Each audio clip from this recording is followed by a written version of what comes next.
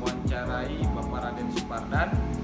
Saat ini saya berlokasi di SMAN 1 Maliping, di mana tentunya di tempat ini banyak melahirkan orang-orang besar dan banyak juga melahirkan orang-orang yang sudah menemukan jati dirinya dan melahirkan bibit-bibit unggul bagi negeri, bangsa, dan negara ini. Nah, saat ini saya sedang di SMAN 1 Maliping. Di episode ke-6 saya akan menggali informasi lebih lanjut bersama Bapak Raden Supardan mengenang nostalgia masa putih abu. Maka dari itu, ayo kita ikuti dan kita ketemu dengan Pak Raden. Baik, terima kasih. Hari ini di episode ke-6 kita di program Ngopi Bareng Bung Yos. Tentunya di tema yang kali ini kita kehadiran narasumber pertama Bapak Raden Supardan. Beliau guru saya pada SMA 1 Maliping yang saat ini sudah pensiun ya, purna bakti Pak ya. Lalu sama Bung Wawan. Siap. Yang merupakan beda generasi dan beda zaman ya, Bung ya. Jadi lulus tahun berapa? Lulus di SMA tahun 2018 masuk 2015. Bukan 2014. Bukan. Oh, bukan ya.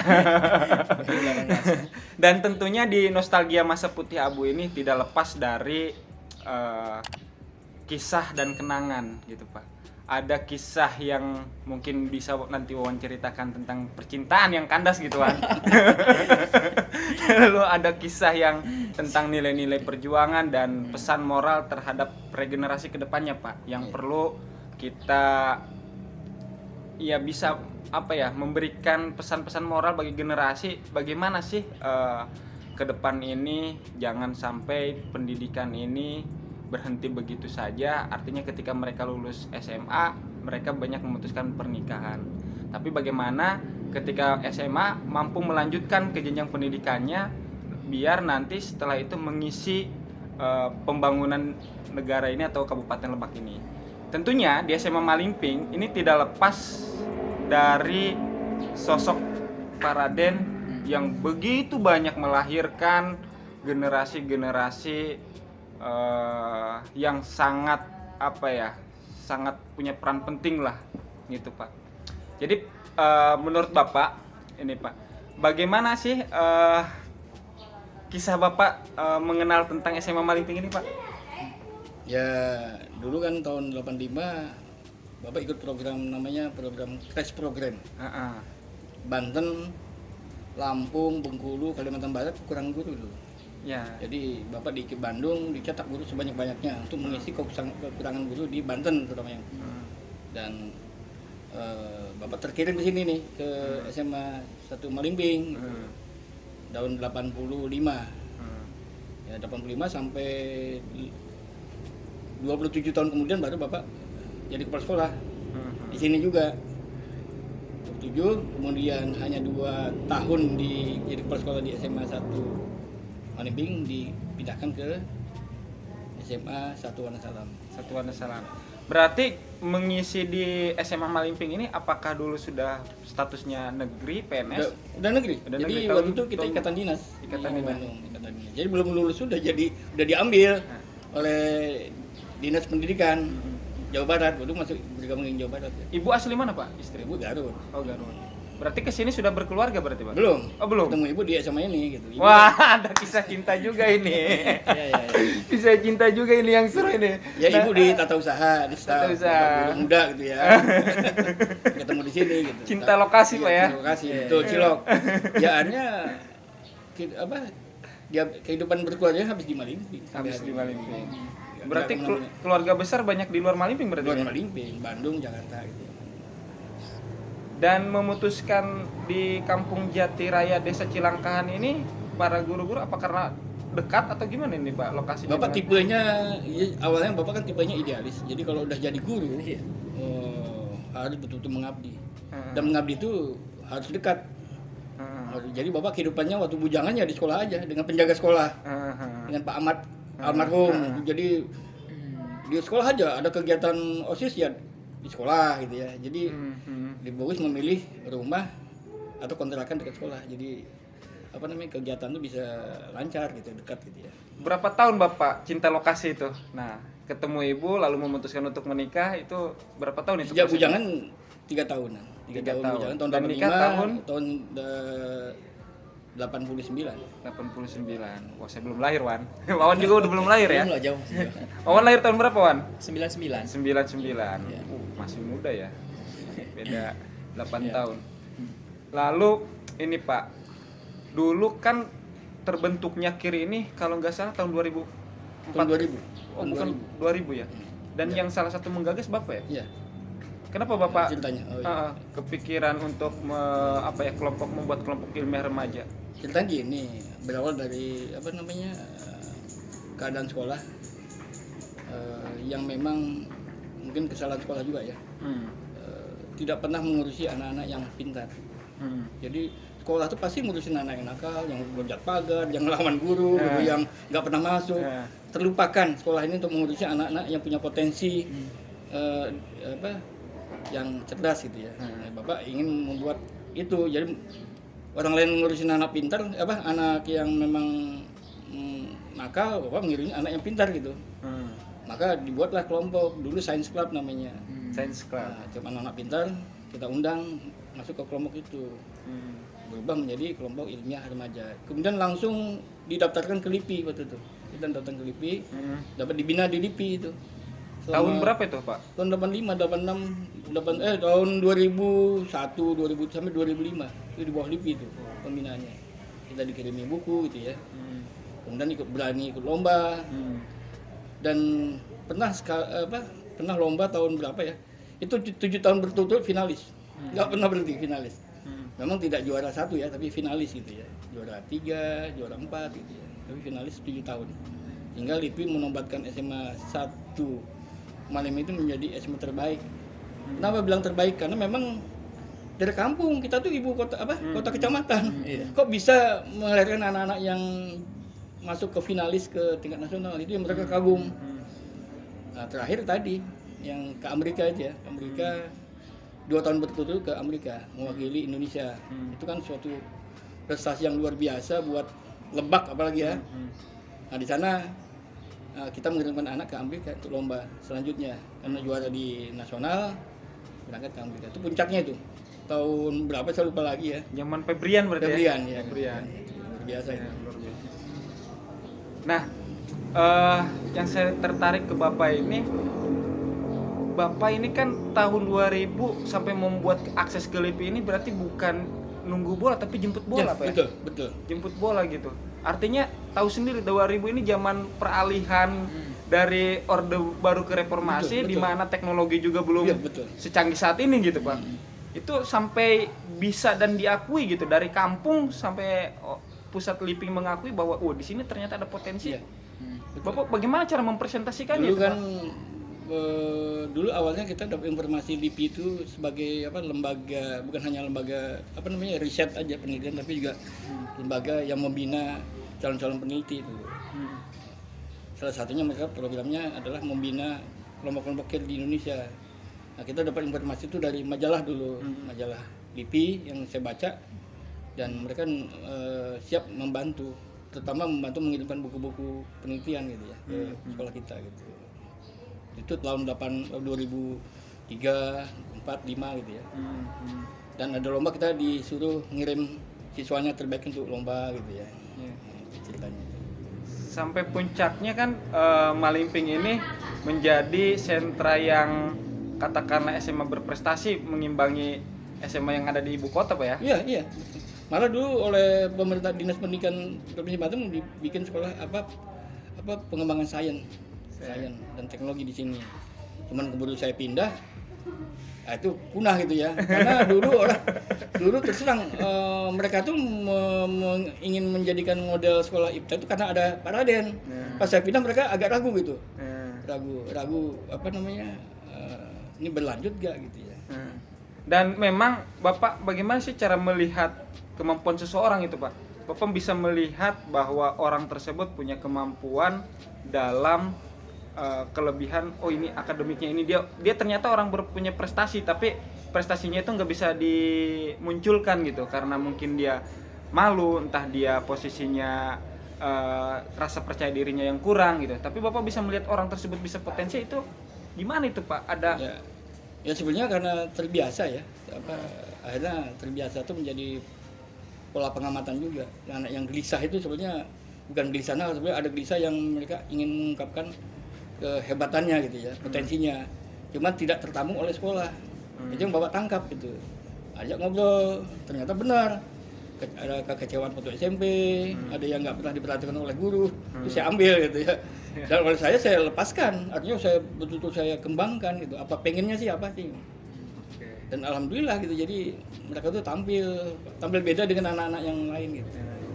Bung Wawan, gimana nih melihat Bapak Paraden ini di mata Bung Wawan? Mungkin di generasi beda zaman ya. Iya. Artinya ketika Bapak sudah tidak di SMA 1 Malingping lagi, Bapak waktu tahun 2000 berapa di Wanasalam pertama? 2012. 2012. Nanti kita akan bahas itu. Nah, Bung Wawan melihat Paraden ini seperti apa?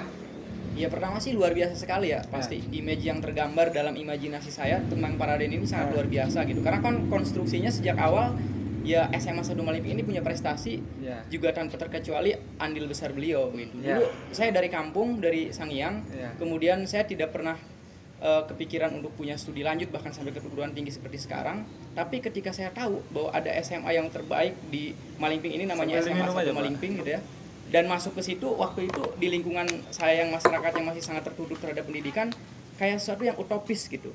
Tapi saya punya keinginan besar karena ada nilai jual yang besar juga dari SMA 1 Malingping ini. Salah satunya di KIR itu, saking punya prestasinya. Dan ternyata yang punya andil besar terhadap nama besar SMA 1 Malingping itu, alhamdulillah sekarang bisa ketemu langsung. Iya. Wan, betul Wan. Jadi kalau saya mengenal gini, saya kelas 10 SMA dulu, wali kelas saya Pak Jenny Januar Pamungkas. Beliau wali kelas saya dulu nanya, Yos, kalau sudah lulus SMA mau kuliah kemana? Sontak saya langsung jawab IPB Pak. Iya. Karena saya ngelihat orang tua saya lulusan IPB, meskipun D3 angkatan 28. Nah, namun saya melihat bahwa ternyata ucapan itu yang meyakinkan saya untuk mewujudkan masuk kuliah ke IPB. Dan tanpa disadari Wan, peran Paraden ini sangat penting. Saya bukan orang yang berprestasi mungkin di SMA. Saya hanya orang organisasi yang pada zaman SMA itu saya ketua PMR Pak ya, gitu kan. Dan di KIR nggak terlalu mentereng gitu prestasinya. Tetapi Bapak melihat potensi itu gitu, Wan. Bahkan saya sampai diantar itu yang saya paling berkesan itu, mau masuk kita berempat, saya, Nopilia, Susan, sama Dede Rohmat, yang S1-nya, yang D3-nya kan Dwi sama siapa ya, satu Dwi ya kalau nggak salah, Dwi sama Agung. Dwi sama Agung. 6 orang kita gak? 6 orang. Dan beliau yang nganter gitu ke Bogor. Nah, itu yang sangat luar biasa gitu. Nggak kebayang kelas 10 ngomong pengen masuk ke IPB tapi terwujud di 2 tahun setelah itu, setelah ucapan itu. Dan Wawan melihat hal apa nih sampai kok Paraden itu sampai bisa mengetahui ini orang-orang yang luar biasa gitu Wan di mata Wawan itu. Wawan komentarnya lah sedikit tentang Paraden. Yang pertama mungkin dari kita ngobrol tadi ya sebelum take off kamera ini, Paraden ini jalan berpikirnya anti mainstream gitu ya. Kadang-kadang resisten dengan tradisi yang itu dia sudah mapan di sini gitu. Nah, itu kadang-kadang dibutuhkan menurut Wawan ya. Karena hal-hal yang revolusioner itu pada zaman itu apalagi itu sangat-sangat dibutuhkan. Seperti misalnya kan tradisi menulis dan tradisi berpikir ilmiah itu sangat sekali miskin ya di kita dulu ya. Di daerah selatan misalnya sangat miskin. Dan ketika ada Paraden yang punya gagasan hebat tentang itu, kan buktinya berhasil. Berarti kita bukan tidak punya potensi, tapi tidak ada yang menggerakkan aja sebetulnya. Dan itu benar Pak, membantu sekali para alumni-alumni yang bahkan sampai ke generasi Wawan, tradisi berpikir ilmiah dan menulis. Dan analisisnya ya Wan ya, analisisnya tajam ya. Itu ditularkan luar biasa gitu. Padahal Bapak sendiri nih Paraden yang saya tahu guru seni rupa gitu. Ya orang seni gitu. Tapi Bapak juga melahirkan arsitek-arsitek handal di sini. Ada Agung Gumilar, ada Ferdi, Dani. Ya kan? Dani. Kemudian ada Pak siapa namanya? Pak Dede. Iya. Dede itu siapa namanya? Saya lupa itu. Ada 6. Artinya kan luar biasa di bidang arsitek saja dia sudah bisa menularkan. Di bidang non arsitek beliau bisa menularkan. Nah, keresahan dan kegelisahan apa ini Pak yang bisa mewujudkan itu gitu Pak. Iya. Bahkan Bapak juga nanti ke depan nggak tahu bisa jadi melahirkan orang politik lahir dari embrio Bapak gitu kan. Iya benar. Ya tadi pertama berjalan tidak sama dengan orang lain. Ya. Kalau di seni itu ada namanya kreativitas. Ya kreativitas itu Berpikir yang biasa berpikir menjadi luar yang- biasa. Yang luar biasa, bukan biasa-biasa, yang luar biasa. Hingga menghasilkan produk yang luar biasa. Ya salah satunya tadi karakter saya yang berbeda dengan guru yang lain, punten bukan apa-apa ya, berbeda.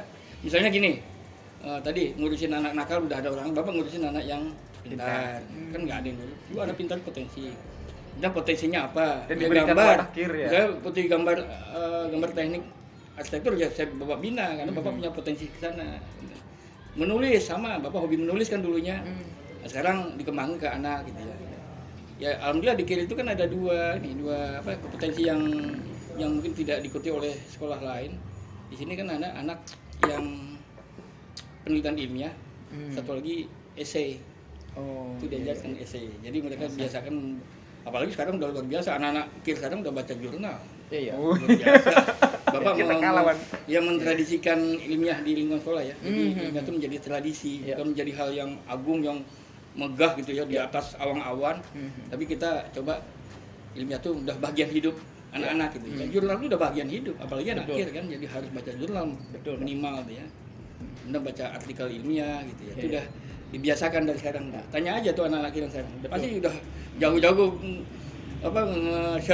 searching jurnal atau ketik ini klik PDF keluar tuh.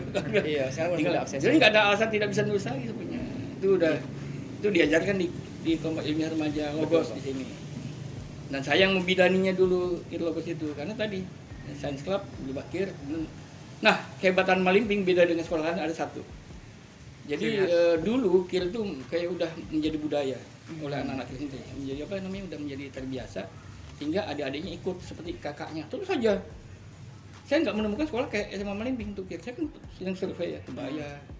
Mereka susah untuk mendirikan KIR tuh. SMA Malimping mudah sekali. Anak-anak tuh mudah ngikutin karena dia melihat kakak-kakaknya. Jadi apa ya? Ada generasinya tuh jelas gitu ya. Kakak-kakaknya bisa ngasih petunjuk ke adik-adiknya. Jelas itu di sini mah. Ya. Udah terbiasa. Sehingga saya kan ekskul yang memang paling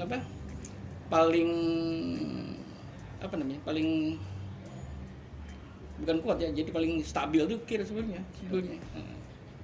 Dibandingkan tidak semua sekolah punya KIR masalahnya. Karena banyak contoh-contoh besar ya Wan, Ya. yang jadi itu, wah ini orang besar gitu, Betul. luar Dan negeri. saya insya Allah Dunianya. mungkin Februari akan memanggil alumni KIR yang memang orang-orang besar. Kita kan ada pekan presentasi ya, yang memang sekolah lain tidak pernah ngadain. Nah ini pekan presentasi sejak saya pindah ke SMA Wonosalam nggak pernah diadakan lagi. Saya mau saya adakan. Iya. Ya mungkin saya akan memanggil alumni KIR yang ada kuliah, saya panggil ulang Iya. untuk mensupport adik-adiknya gitu. Nah itu yang berbeda dengan sekolah lain gitu ya. Betul.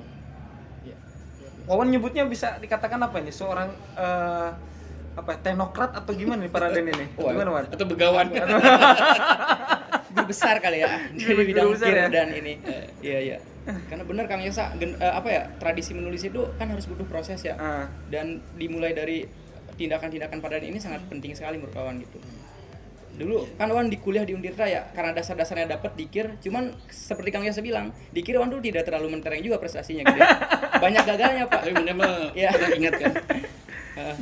Zaman Wan patatang ya berarti ya? Patatang ya. Patatang. Tapi luar biasa dia juga, prestasinya luar biasa. Iya, Wan. padahal luar biasa. Luar biasa. Dulu waktu KIR juga dia kan luar biasa. Kan Iya. termasuk siswa yang teratas juga ya, sama Yayan gitu. Ya kan nggak aneh kalau jadi pembina KIR, bapak yang nunjuk itu. Iya. Kalau bukan bapak tuh kayaknya nggak akan datang itu ceritanya. Jadi dia karena lihat Pak Raden ada di sini, udah saya penggantinya gitu ceritanya ya.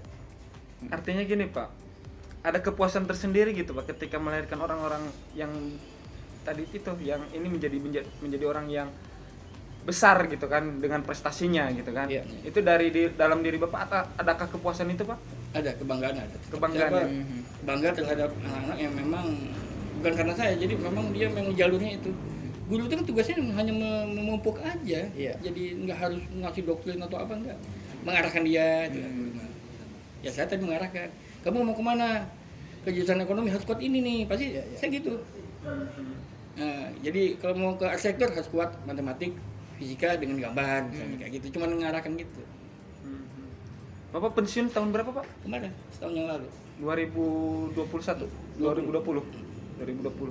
Tapi luar biasa dengan prestasi Bapak mampu sangat dibutuhkan lagi gitu, Wan.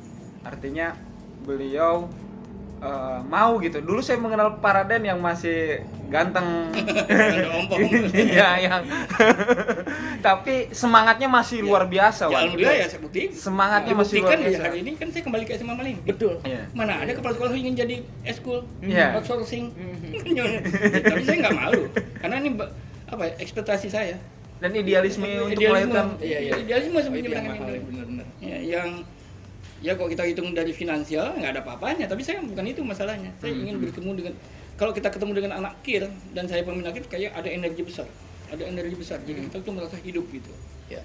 dibandingkan kalau kita pas pensiun nggak punya kemampuan apapun, nggak melakukan apapun tuh kayak mati. wah, ini Belum pesan mati. moral luar biasa nih, Wan. Betul. Jadi saya gairahnya besar kalau udah masuk sini aja ketemu anak-anak kayaknya Muda lagi. bukan nggak terbayar aja, jadi ada banyak hal yang ingin saya sampaikan gitu.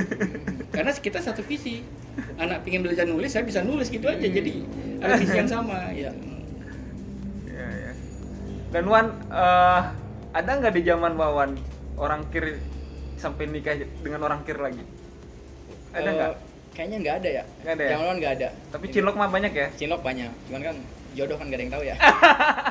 Jodoh. Kalau mantan Wan menyaksikan program ini gimana, Wan? Ada nggak yang berkesan, Wan? Yang menyesal banyak pasti. Yang menyesal, waduh. Yang menyesal ini ingat ya, yang menyesal ada ya. Bercanda. Enggak, karena gini. Emang kiri itu sangat berkesan bagi hidup Wawan ya, meskipun disayangkan sekali tidak bertemu langsung dengan Pak Raden. Dulu ketika Wawan pertama kali masuk kuliah ke Undirta, semester 4 tuh orang nyangkanya saya bukan orang Malingping, Pak. Saya nyangkanya bukan orang daerah, orang nyangkanya saya orang Tangsel, nyangkanya orang Tangerang, orang Jakarta gitu. Kenapa? Karena semester 4 sudah punya tulisan Ya. jurnal ilmiah terpublikasi di Nah, jurnal ini nasional. yang harus kita dibuktikan juga, Wan, bahwa Malingping itu SDM-nya hebat-hebat. Betul. Dan ditanya, kamu orang mana, Jakarta, Tangsel? Saya bilang, enggak, orang Malingping. Kok udah bisa nulis sampai terpublikasi gitu? Kan reviewnya juga panjang. Saya ikutan kir, udah alasannya itu aja, saya ikutan kir gitu. Karena mungkin menganggap bahwa orang daerah itu akses untuk internet gitu ya, internet, akses untuk terhadap ilmu pengetahuan jauh. ya, Ya. infrastruktur terhadap pendukung ilmu pengetahuan itu jauh gitu kan. Enggak pernah ada yang nyangka tuh. Nyangkanya ya. saya Makanya dengan hal-hal yang semacam ini perlu juga, Wan, dipublikasikan bahwa ke depan untuk generasi anak muda sangat penting juga bahwa prestasi itu ya perlu disosialisasikan dan dipublikasikan dan ditularkan gitu, Wan. Betul. Jadi tapi menurut Pak Raden pasca di kehidupan nyata, Pak, pasca luar sekolah, luar kampus, ketika orang-orang hebat berpikir yang kritis idealis, dia mampu tidak untuk mengaplikasikannya di kehidupan gitu, mempraktekannya di dalam kehidupan gitu. Gagasan dia yang dulunya berprestasi, gagasan dia ini ada nggak yang ditorehkan terhadap pembangunan di Kabupaten Lebak atau di wilayah Malingping gitu atau di sekitar negeri ini, Pak? Ya kalau lihat alumni kita ya yang memang punya keahlian tertentu ya saya rasa udah berapa orang, udah banyak. Udah banyak ya? Banyak. Ya contoh ya Asep ya, Ya. dia membuat desain tuh bagus. Bagus. Jadi kembali lagi, jadi saya akan kata-katanya saya ingin membangun Lebak. Artinya apa? Memang udah keahlian dia akan dia curahkan untuk Lebak lagi, bukan untuk orang di luar Lebak gitu ya. Kembali ke Lebak lagi. Dan tadi yang menarik ini ada yang berkesan senior kita di jurnalistik, Henry, Pak ya. Henry Fitri Iya. Isnaini, Ya, Henry Fitri Isnaini. Beliau kan sering menulis sejarah, Pak. histori punya Dan majalah histori online pertama. Majalah online Dan pertama yang menasional, Pak. Jadi Nasional. sejarah gitu, histori ya. Dan Dan mikir di sini. alumni KIR, dan beliau juga idealisme akan terhadap tulisan-tulisan Iya. ini kan sampai bisa tadi kata Bapak katakanlah hidup dalam menulis untuk menghasilkan untuk kehidupan. untuk kehidupan gitu. Dan sosok-sosok semacam itu ada nggak Pak nanti bibit-bibit yang bisa ditumbuhkan dan ditularkan kepada generasi siswa selanjutnya gitu, Pak? Yang bisa ditularkan gitu, ada pesan-pesan moral baik atau misalkan nilai-nilai baik yang bisa mereka adopsi gitu. Oh, ini ternyata senior saya kalau pengen ini ya kita bisa melihat kakak kelas kita yang sukses gitu di bidangnya. Atau misalkan mereka tuh yang benar-benar pengen masuk KIR bukan semata-mata pengen apa Lomba ya? ya, Iya, lomba. pengen lomba atau hanya pengen wah karena ini KIR katakanlah organisasi terkeren gitu. Mereka hanya ingin masuk doang gitu, Pak, tapi tidak ada tadi yang bisa mereka ambil nilai-nilai kebaikan itu. Gimana itu, Pak? Ya cara pertama ya kemarin saya ngumpulin anak-anak KIR yang memang hidupnya dari KIR itu ditampilkan sehingga mereka tahu ternyata menulis itu bisa menghasilkan uang. Ya Henry itu menulis masuk ke majalah online, jadikan uang, bikin artikel, uang kan gitu artikel. Belum yang lainnya, belum yang kepantau yang lain ya, kayaknya ada lah gitu. Jadi sebenarnya bukan kita bekerja bukan bidang yang memang aneh gitu. Iya. Menulis kan aneh ya, tidak umum. Ternyata menulis bisa menghasilkan. Nah itu dia mengenalkan itu Henry itu. Hingga mengajak ke anak-anak itu harus begitu gitu. Kedepannya bahwa apalagi sekarang kan media mainstream kita kan media sosial. Artikel di media sosial kan luar biasa itu ya, kecepatannya ya. Nah itu tantangan buat anak KIR juga.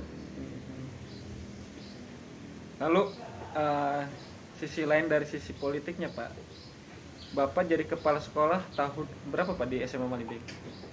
SMA Malibik dulu 2011. 2011. Berapa tahun di sini, Pak? 2 tahun. 2 tahun. 2011 2011 2012. Ya. Berarti 1 tahun, Pak. Ya 2 tahun. Jadi 2010. Oh, 2010 2012 ya, 2011 2012. 2 tahun. Tapi pasca itu ke Wonosalam. Wonosalam. Di Wonosalam sampai Bapak pensiun kan? Kan pensiun. Berapa tahun itu di Wonosalam? 8. 8 tahun. Nah, artinya perubahan yang dulu di Wonosalam kita tahu kan? Wawan tahulah dulu. Betul. Sebelum Paraden seperti apa. Tapi ketika Paraden masuk ada ruang teater. Betul. KIR-nya juga ada di Ada, sana. Biasa eskalasinya tuh luar biasa. Iya, Eskalasinya. dan banyak penelitian-penelitian tentang nelayan juga orang-orang karena mereka domisilinya kan di Wonosalam Betul. gitu, dekat Iya. daerah dengan para nelayan gitu kan. Banyak tulisan-tulisan tentang nelayan juga di sana. Artinya sentuhan Bapak ini kalau diibaratkan gini, Wan. Kalau berlian meskipun berlian gitu ya, ditaruh dimanapun juga tetap berlian lah. Iya. Ada ciri khas tersendiri gitu. Padahal kalau berbicara lihat ke primordial, kedaerahan, Wan, sisi kedaerahan. Ya Bapak meskipun orang ini tapi kecintaan terhadap Malingping atau Lebak Selatan ini luar biasa. Betul. Dan Totalitas. ya, dan perlu juga orang-orang semacam di Malingping ini yang seperti Bapak. Artinya kemana mereka gitu selama ini? Kenapa mereka tidak muncul gitu? Iya. Kenapa mereka tidak memberikan torehan yang sangat bermanfaat gitu bagi ini? Mungkin di Wonosalam juga, Pak. Wawan juga bisa merasakan ketika Bapak pensiun nggak ada ini. Pasti juga generasi anak-anak semua banyak yang rindu ke Bapak mungkin. Rindu. Iya, pasti itu mah. Udah. Bahkan yang di akhir perpisahan itu kan memamerkan ini, Pak, memamerkan apa? Karya-karya. Coba Pak ceritakanlah kisah-kisah apa sih yang membuat itu. Ada juga yang sedih, ada juga yang ketika Bapak ini, aduh, Pak gitu kan, rindu. Bapak unik. Nah, ini ceritanya, ini kisah nyata bisa ditiru ya. Nama Bapak tuh udah besar ya, katakan udah besar di SMA Malibik pada saat Dan jadi kepala sekolah juga prestasi, Pak ya? Ya, prestasi. Prestasi. Tunjuk langsung ya karena prestasi anak-anaknya yang ke Amerika itu ya. Jadi uniknya gini, pada saat pindah ke SMA Wonosalam, mau pindah ke SMA Wonosalam ada isu. Itu SMA Wonosalam tuh senangnya luar biasa.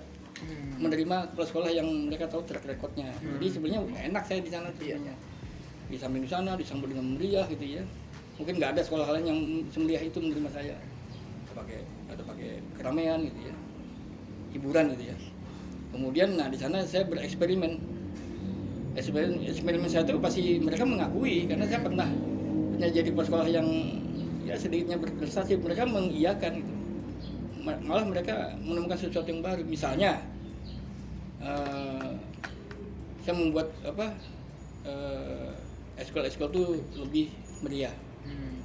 Ekskulnya tumbuh. Jadi saya membuka keran organisasi di sekolah ini luar biasa.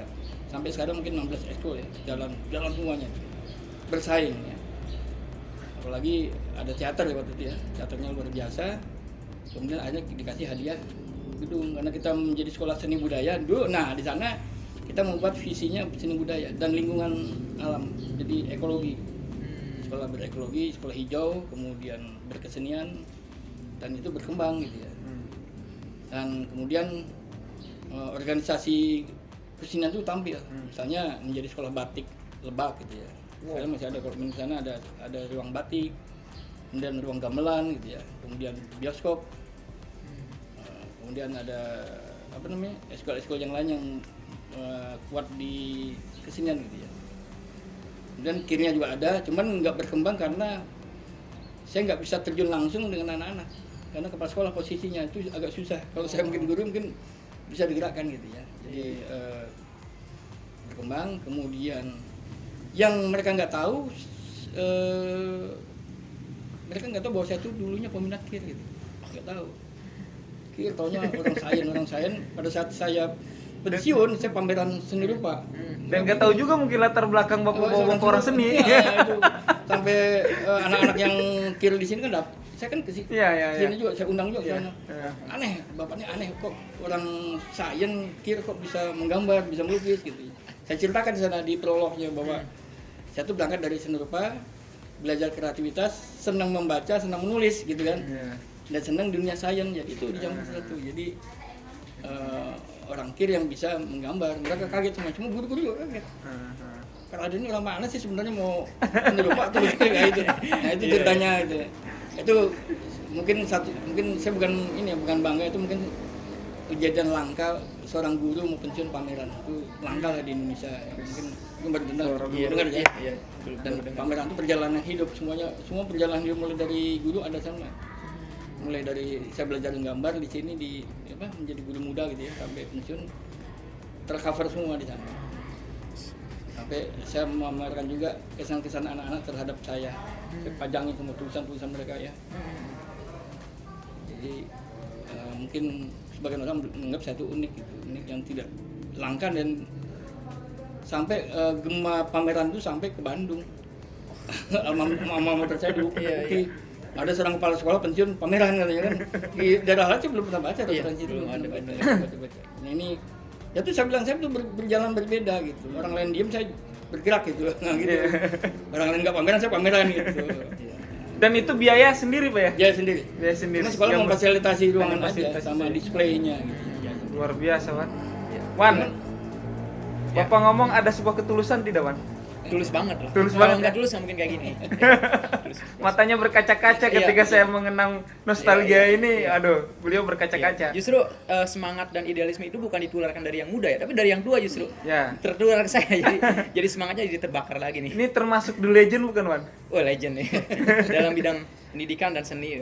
Pendidikan dan seni. Ya. Legend. Mantap. Nah, tanpa disadari udah 40 menit kita Pak ngobrol ini. Di jam saya ini. Ya. Artinya asik juga ya. Cuma karena kita mengingat durasi juga. Saya minta pesan moral Bapak deh Pak bagi generasi muda, generasi selanjutnya, ketika kita hidup yang baik dan ingin berprestasi itu, pesan moral dari Bapak itu seperti apa Pak? Saya kan punya moto, mudah-mudahan untuk moto ini bisa diikuti oleh generasi muda, mencari kehidupan yang bermakna. Cari Ya, kehidupan artinya, yang bermakna. jadi kalau nggak bermakna ya jangan dilakukan gitu. Bermakna, ada artinya buat siapapun, buat saudara kita, buat tetangga kita, buat sahabat kita gitu. Kemudian memaknai kehidupan. Setiap kehidupan itu ada maknanya gitu. Kita maknai. Ini apa sih sebenarnya? Harus bagaimana sikap saya gitu, dimaknai. Jadi mencari kehidupan yang bermakna, memaknai kehidupan gitu ya. Kedua nih kan kalau lihat dari proses zaman sesuai dengan perkembangan iptek ini ada perubahan sebenarnya. Perubahan media itu berpengaruh sekali. Jadi sebenarnya ada yang memang bisa tetap, cuman medianya berubah gitu, berbeda. Saya kekhawatiran anak-anak sudah tidak senang lagi baca buku-buku yang tebal. Nah, tebal karena membosankan tuh cerita zaman dulu.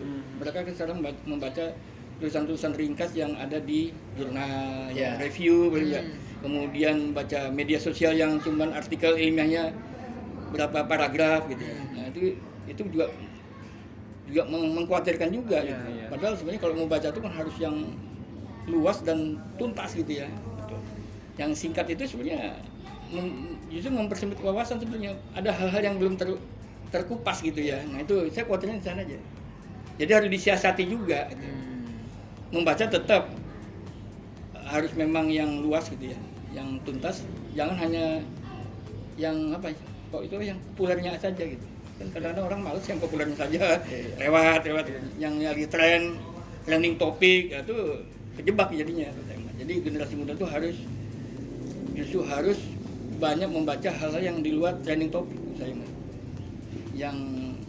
yang artinya nanti kita kalau kita trending topik, kita mainstreamnya tetap sama dengan dulu. Jadi ini aja tuh, yang lain nggak bisa kita baca. Kejebak pada style. Jadi apalagi trennya itu gitu ya. Misalnya kita coba yang lain, itu aja. Bung Wawan, gimana untuk terakhir ini sebagai laku generasi milenial?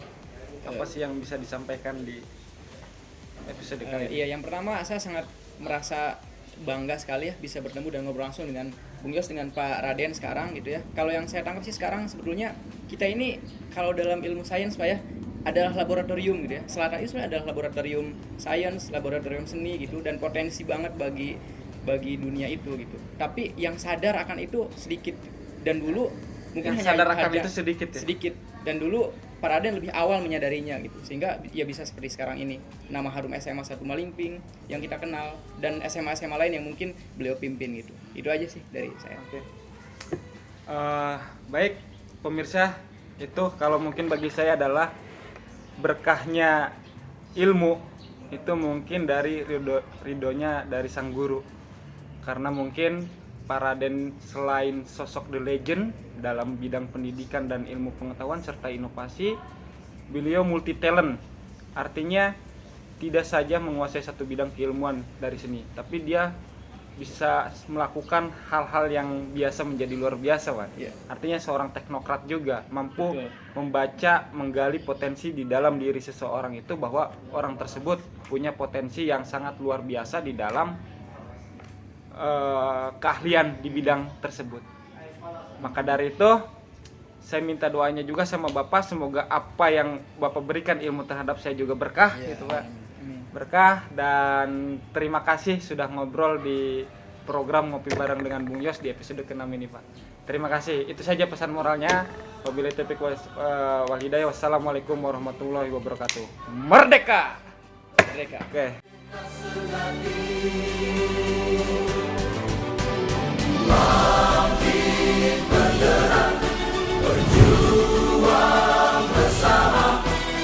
Tujuan kita Indonesia.